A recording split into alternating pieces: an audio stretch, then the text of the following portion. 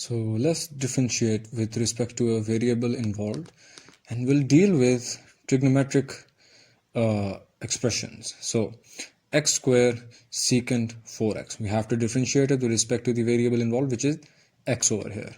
So we haven't dealt with trigonometric expressions before. So remember that the derivative of a trigonometric expression, there is a whole list of it. Either you'll memorize it or most likely they will be given to you at times. But in general, you'll have to memorize them. So, for example, let's first see what we'll do here. We'll let y be equal to this function. So y is equal to x squared secant 4x, and we have to find dy by dx. So we'll apply the product rule over here because it's x squared multiplied with secant 4x. So you'll differentiate secant 4x and multiply that with x squared, and then you'll add that into the derivative of x squared multiplied with secant 4x. So first of all, the derivative of secant 4x with respect to x multiplied with x to the power x multiplied with x squared, and add that into the derivative of x squared multiplied with secant 4x, which is this secant 4x over here. Now, the derivative of secant, let's talk about the derivative of trigonometric functions. So, for example, let's say you have to find d of secant x over dx. So how will you do that? Well, that is equal to basically secant x.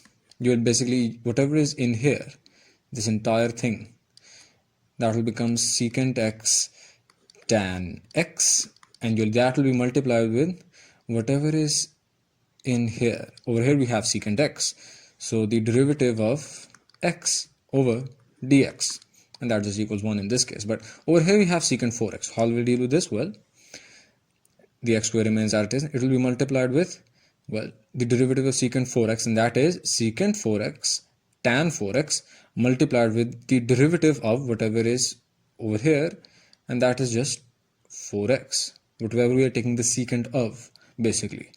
So the derivative of 4x being multiplied with secant 4x tan 4x, and over here add that with secant 4x into the derivative of x squared with respect to x, and that's just 2x. You should know that by now, really. I really shouldn't have to explain it all over again. You need to know how the power rule actually applies. So when you basically take the derivative of 4x, you just get 4, because x has the power of 1 over here. That one will be multiplied with the coefficient, so 4 will be multiplied with 1, so that just leaves you with 4, and the power of x will be 1 minus 1. That's just 0, and that x raised to the power 0 is just 1, so you're just left with this 4 over here. Now, we'll multiply secant 4x with 2x and add that up. So, this is basically what it simplifies down to. So, like, when you take 2x secant 4x common, this entire term becomes 1, and you'll take secant 4x 2x common from this entire term as well, and once you do that, you get 2x tan 4x, and this is the 2x secant 4x you took common. So let's go to the next question, and we have to do the same thing, but this is the function. So you have two trigonometric functions. So let's see. Y is equal to the function that is given to us. Well, simple.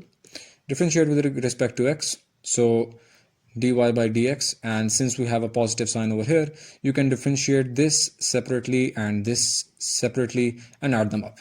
So that's why you've done this. Now cos of under root x is basically cos of x raised to the power 1 by 2, and sin x under root basically means that the entire sin x has the power of 1 by 2. Over here, the x has the power of 1 by 2. Over here, the entire sin x has the power 1 by 2. So,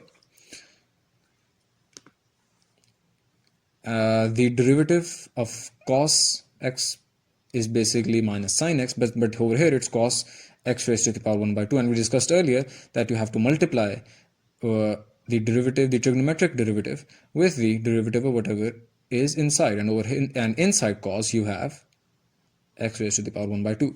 So minus sine x raised to the power 1 by 2, because we have cos x raised to the power 1 by 2, and multiply that with the derivative of x raised to the power 1 by 2.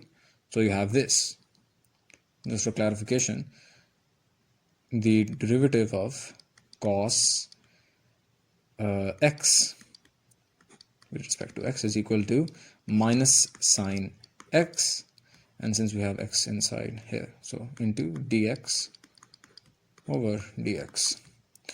And over here you have a sine term. Well, as you can see, the outermost layer of this entire thing is the 1 by 2. So first you'll have to apply the power rule on the function, and then you'll take the derivative of whatever you're applying the power rule on.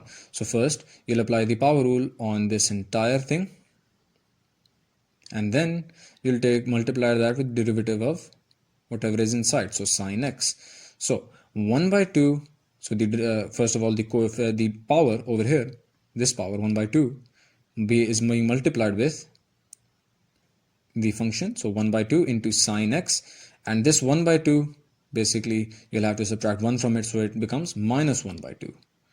So the entire thing is 1 by 2 sine x raised to the power minus 1 by 2, and that will be multiplied with the derivative of sine x, and the derivative of sine x is, so let me just clear that up, the derivative of sine x over with respect to x is equal to cos x into dx over dx. So you're left with this. So as you can see, the cos x, and so now we have all of this. So let's simplify. You'll take 1 by 2 common, and that will basically be multiplied with this 1 by 2 and obviously the x raised to the power minus 1 by 2 goes to the denominator, where it becomes x raised to the power 1 by 2, and this is just minus sine x raised to the power 1 by 2 is just basically minus sine of under root x, and add that with this 1 by 2 is taken common, and cos x multiplied with sine x raised to the power minus 1 by 2. So sine x goes to the denominator and becomes sine x raised to the power 1 by 2. And upon further simplification, well, you can just write this x raised to the power 1 by 2 as under root x, and sine x raised to the power 1 by 2 as under root sine x. Simple.